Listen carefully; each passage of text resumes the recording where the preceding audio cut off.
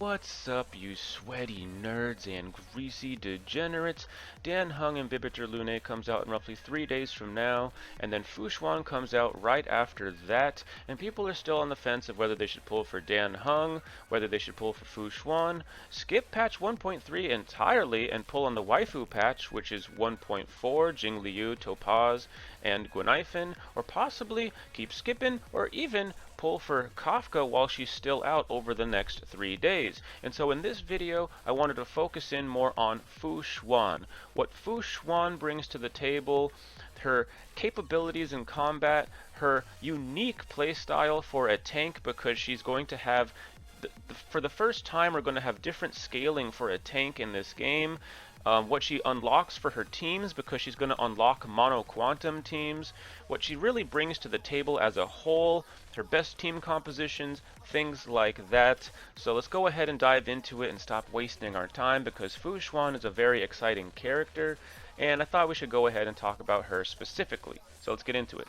Firstly, I'm going to be talking about Fu Xuan's kit, so if you already know about Fu Xuan's kit and you don't need that reminder, that refresher, go ahead and skip ahead in the video if you so desire. I do put timestamps in this video, so go ahead and check those out if you're interested.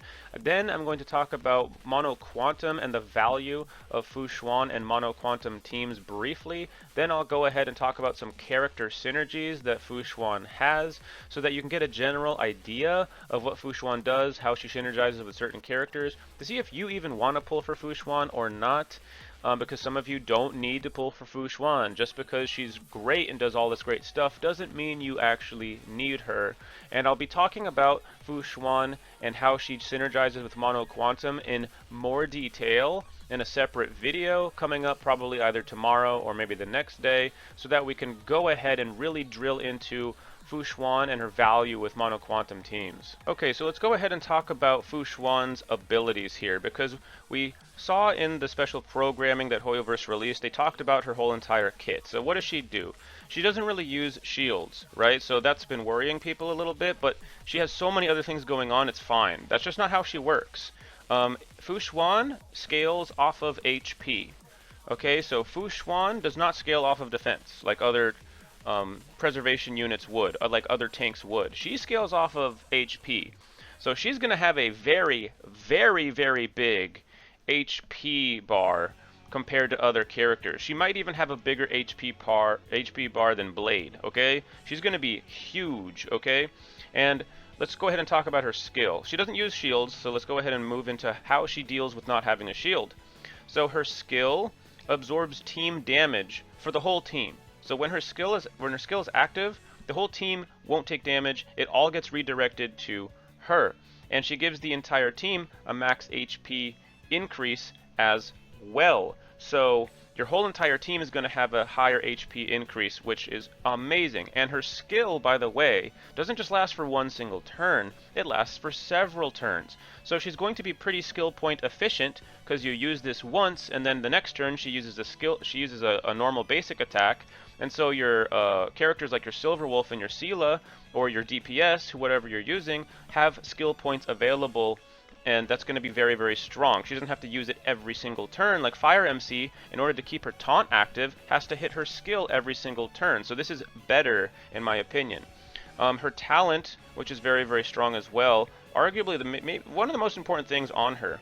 Her talent is passive, and it reduces the damage taken by the entire team permanently. She permanently reduces the damage taken of your entire team. So even when her skill is not active, your team damage taken is reduced. So that's, I can't stress enough how strong that is. And she doesn't have to push any buttons for that to happen. That's there all of the time. You put Fu Xuan on your team, and your whole entire team just doesn't take as much damage. It's incredibly powerful, and that's not it. Her talent doesn't stop there. When her HP drops below a certain percentage, she actually recovers HP. Do you guys know that one relic set for preservation units that does that? When you drop below 50%, you actually gain some health back. She has a similar effect to that. Imagine you put that relic set on her, and that effect just doubles up, right? It's almost like she can't die, which is incredibly strong. Now, I personally am going to put some quantum relic pieces on her instead, because I think she has some pretty good viability for being able to deal damage, and I'll talk about that in just a sec, but she can be built for different things because of how powerful and diverse her kit is. If you want her to just be a rock that doesn't die, you can have that. And again, she scales off of HP, so build HP on her. Don't put defense relics on her, put HP relics on her instead. So all those trash relic pieces that you thought were all junk, you can put those on her instead. Now let's talk about her ultimate. Her ultimate is an AoE quantum damage to all enemies. So she deals an AoE to literally all of the enemies on the field using quantum damage. On a mono quantum team, you're going to be applying quantum weakness to the enemies guaranteed. This is going to break a lot of shields very, very easy. She's going to be doing some damage out there, despite the fact that she's a tank. I think she's going to be the highest damage dealing tank in the game on arrival. That's just my personal opinion. We'll just have to see what happens when she comes out. But I think her versatility is so strong that even without being on a quantum team, she's still going to be very strong for damage. And I think that that doesn't always get talked about when you talk about Fu Xuan. Now her technique. Her technique blocks all enemy attacks and activates her skill effects before battle. So when you're traversing in the overworld and you don't want an enemy to hit you, you just want to go open up a chest, or you just want to go talk to an NPC and you don't want to deal with the combat or the enemies, you can just activate her skill and they literally can't put you into combat when they hit you. It's like you're invincible or something like that. Now it's only active for a certain amount of time, but I think that that's really, really strong, and I think that's kind of underappreciated, but that's not even the important thing about her technique. When you use that technique before she goes into battle, your team will have all the damage redirected to her at the start of battle, and it gives your entire team a max HP increase. It's the same effects of her skill, just you can have those active before battle, so she doesn't have to burn a skill point to have that at the start of battle. You just have to use a technique point before you start battle. Incredibly powerful stuff here. Okay, so here we are in the team setup page. So you can see here we're going to want to run a Silver Wolf, and then these last two slots are actually where the differentiations in your teams will be. Some people are going to want to run a Fu Xuan right here on this slot, and then a Lynx right here on this slot, and then a Fu Xuan here on the end slot. Some people, if they mono sustain, are going to put either Lynx or Fu Xuan on this last empty slot here, and then might put Kinkyu in the slot you see that I have here in order to run 2 DPS, 1 support. Of course, you can change up your setup as much as you like, but you always want to put, you know, your preservation unit or your healer on one end on the opposite side of your main DPS. In most cases, that's better because if they focus in on your tank, if it's an AoE effect or that effect that hits 3 enemies at once, it's only going to hit these enemies down here. It's not going to hit your enemy on the side.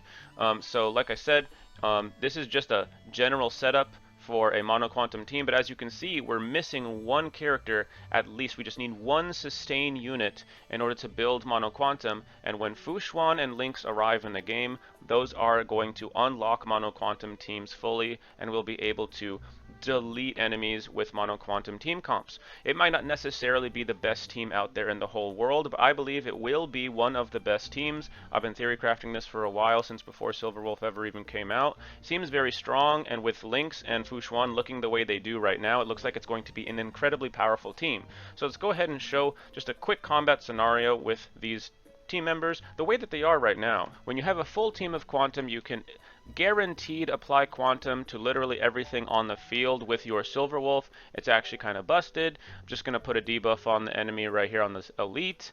Then we're going to try to see if perhaps we can, you know, put down some damage with Sela. Looks like we crit there, so she literally just deleted an enemy. Let's see if she can delete this enemy too. It wasn't even quantum weak. The power of Sela is very strong.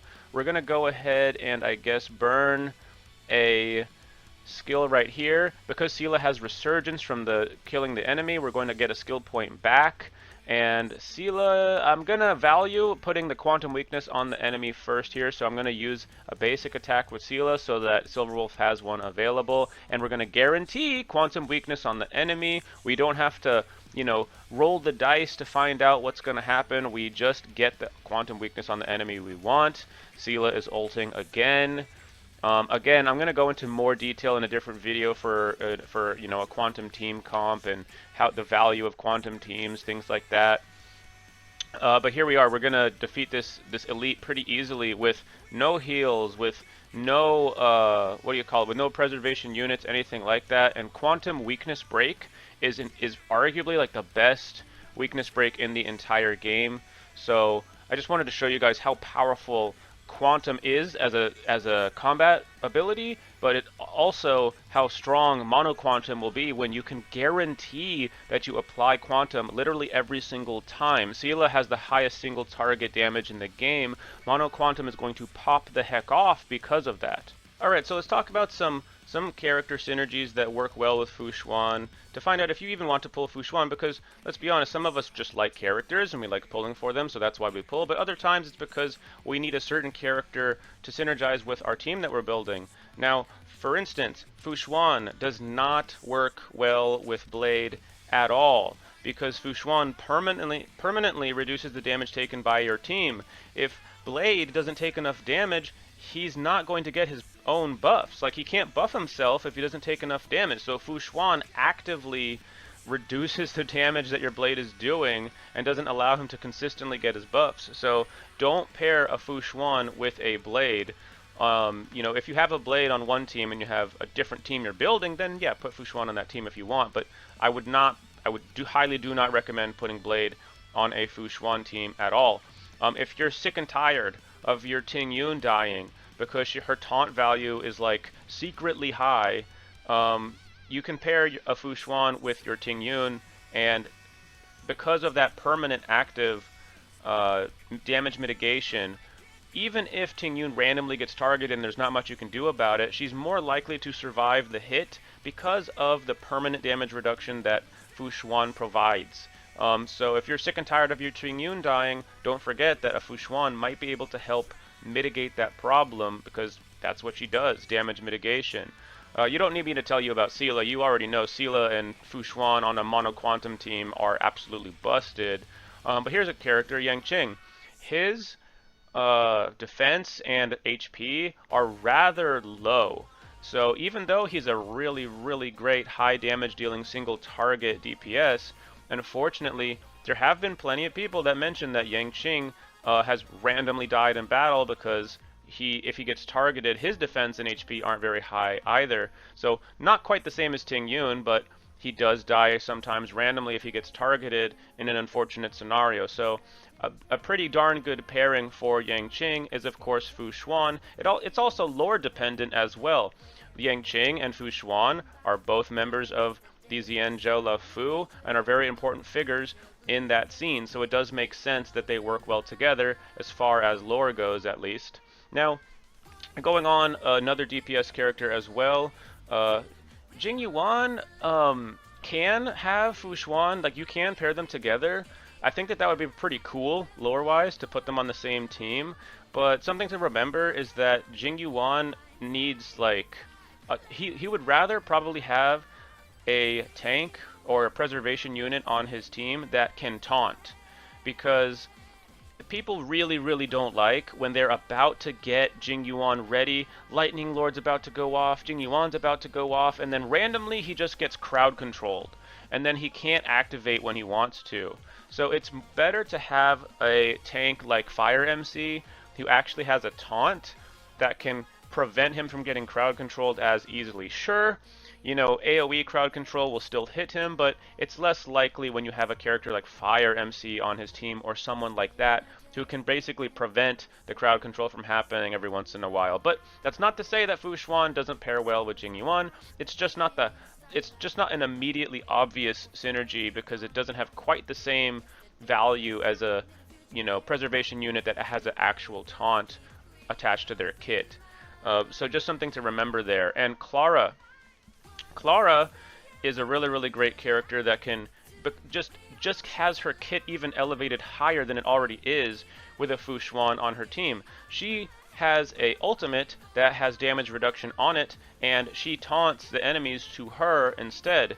And if you want your Clara to be built for high damage, you don't have to focus on relic pieces that do damage mitigation if you have a character like Fu Xuan on your team who's already mitigating the damage. Your Clara will basically be a tank that deals damage with a Fu Xuan on your team, and you can focus in very highly on her attack percent and on her crit rate and things like that instead, because some people build Clara to have a little bit of damage reduction. Sometimes they'll throw a 2-piece attack set or whatever, and then a 2-piece damage mitigation set on her just so that she has that extra survivability. But if you have a Fu Xuan on your team, you can highly focus in on crit rates, crit damage, and attack percents with your Clara if you pair them together. Different things like that. I'm not going to go into like literally every team synergy. We're not doing a Fu Xuan build guide right now, but I just wanted to point out certain things you want to be looking for to find out if you actually want to pull for Fu Xuan or not. If this video was entertaining to you in any way, shape, or form, please leave a like and subscribe, because if you don't subscribe, I'm gonna come to your house in the middle of the night, like the boogeyman, and I'm gonna steal your favorite midnight snacks. Probably those Oreos, or maybe those Pringles you got in the pantry. Maybe the lasagna you got there in the refrigerator. I'm not picky. I'll come for whatever you got. So like and subscribe for more.